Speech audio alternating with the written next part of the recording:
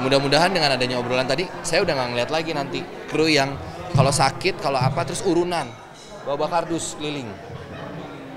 Ya urunannya nggak apa-apa, tapi kan itu ada negara minimal harus hadir juga di situ dalam bentuk kebijakan yang diaplikasikan oleh produsernya misalnya atau pemilik PH-nya. Mungkin ada teman-teman yang punya tabungan, banyak ya nggak ada masalah, mungkin tahan 1-2 tahun, tapi banyak juga teman-teman yang tidak punya, terutama kru yang kasihan karena tidak ada penghasilan.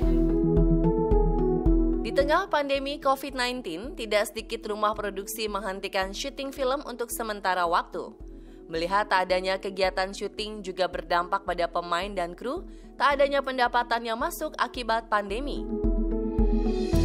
Semua mengeluh, para kru terutama, mereka minta maaf, sangat kekurangan.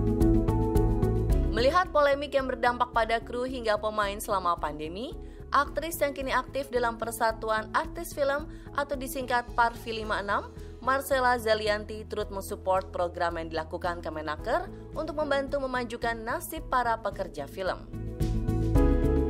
Hal yang lebih penting itu adalah juga bagaimana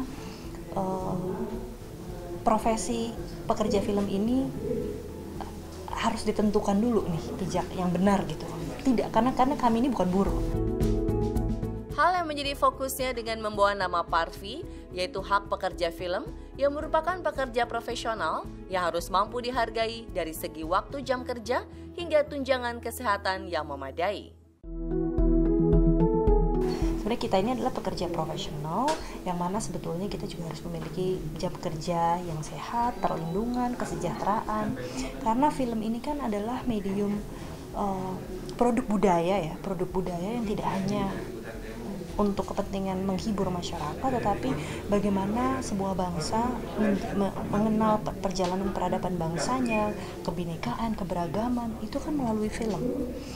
Ini kan berupa sertifikat ya pada akhirnya. Nah sebenarnya sertifikat itu, ya terus kalau udah dapet, terus apa?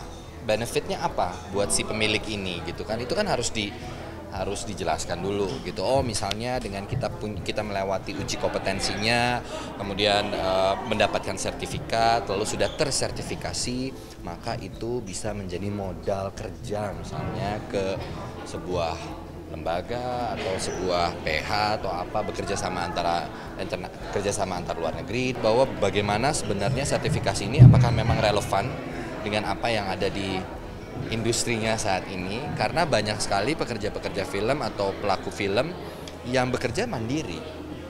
Hampir semua tuh bekerja sendiri-sendiri. Kalau misalnya mau mengirimkan festival ke internasional, berapa banyak produser yang kemudian melewati jalur ke pemerintah dulu, akses, lalu kemudian enggak, semua langsung.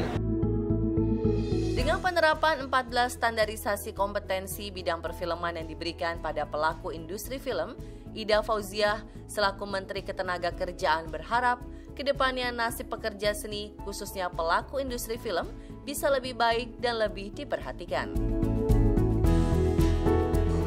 Standar kompetensi bidang perfilman kepada teman-teman pelaku dan pekerja seni dan film. Harapannya akan ada standar kompetensi bagi pelaku pekerja seni dan film. Harapan kita juga kita bisa membangun sumber daya manusia perfilman yang mampu berkompetisi secara global.